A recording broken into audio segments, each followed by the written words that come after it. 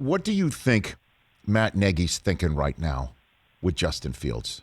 What's going through his mind on this subject matter? I think the reason they liked Dalton so much was because, and they were going to stick with him, was because he could process quickly. He could handle a lot of offense. He can get him in good plays out of bad plays. There's so much of the quarterback position in the NFL right now that just doesn't get talked about, and a lot of that is just mitigating damage.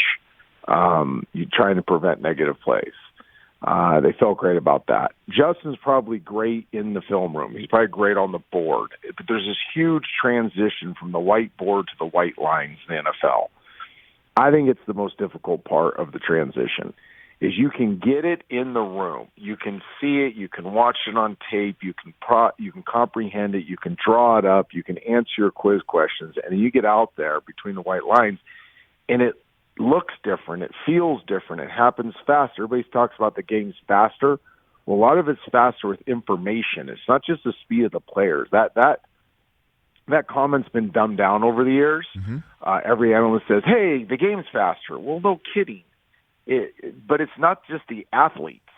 It's the processing of information happens so much faster. And that's what happens to a lot of these young guys. And now he's sitting there going, golly, Dalton wasn't doing a great and is banged up. Fields, I thought at least be able to create some time and space with his athleticism, and that didn't happen.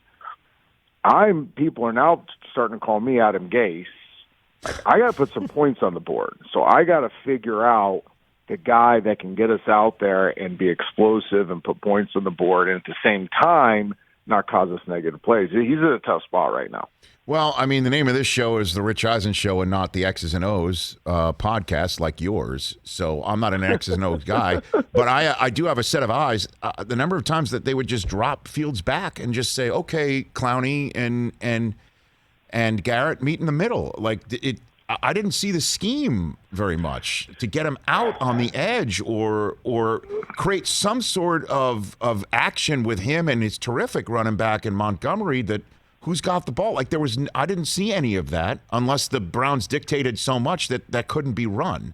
What are your thoughts on that? They've gone ultra spread, and that was Nagy's MO in Kansas City, was he added that spread flavor to Andy Reid's West Coast offense. Mm-hmm. And they've gotten ultra spread, and there are some incredible things about the spread. I mean, it is, from a football dork like myself, studying football, coaching, there's some really great elements. And you see them show up throughout the NFL now, and you couldn't say that 6-7 years ago. But they're not your fastball. They can't be your 96-mile-per-hour heater because you lose physicality, you lose deception, you don't change the launch point enough. Man coverage and blitzes destroy it, or you just rush 3 and drop 8, which is the opposite. Now you flood zones up. It has to be a supplement to a baseline offense.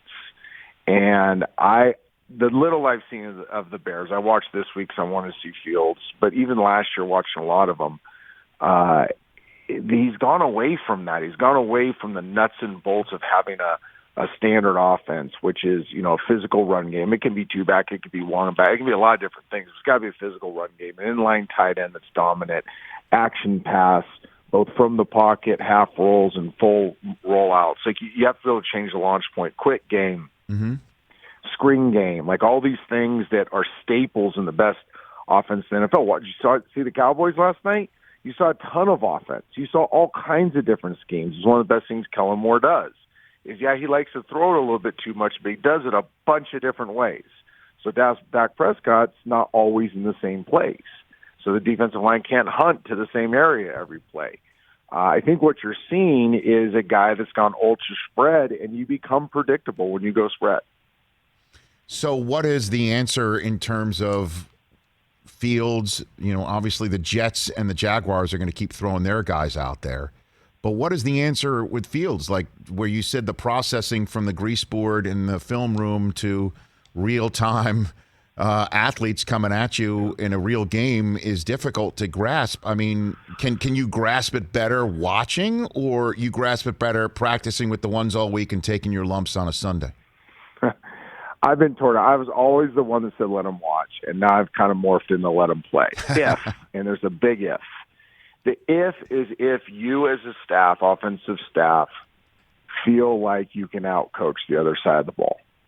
If you feel like you can create enough cheese on Sundays, and what the cheese is the free stuff. When you watch these great offenses play, whoever they are, you're going to see 10 to 15, and all of us quarterbacks talk about this all the time. You see about 10 to 15 freebies, just absolute cheddar out there. Like it's a 6-yard hitch, it's a bootleg, throw the ball in the flat, it's a shovel pass, it's some type of creative offense where you just get an easy play. If you can create easy plays, let them play and build their confidence and start building the offense around their strengths and their weaknesses. If you don't feel like you can do that and you're a system coordinator and you're a system staff, hey, we run a system. And if you can't run the system, you can't play. Then don't play them because it's going to take them a while to learn the system. That's where the hardest part is from the board to the lines, is you're trying to process the system and all the rules in the system, and then you go out there on Sundays, you're like, whoa, this isn't the way we talked about it. What rule is that? What's my read here? Oh, they didn't play the defense we said they're going to read. Well, what's my rule and adjustment on that? This blitz is coming here. Who do I bring over here to protect it? It's too much. But these young guys that have had success, if you go back and you study the tape, it is multiple freebies a game. Well, you give them freebies a game, and now they get their confidence up. And now you start falling into something offensively like, hey, with this guy, we can do this, and we can do that. And we can create deception here, and we can get a free play here and there, and all of a sudden you're rolling. Hey, you watched all the way to the end. Thanks for that. Watch more right here.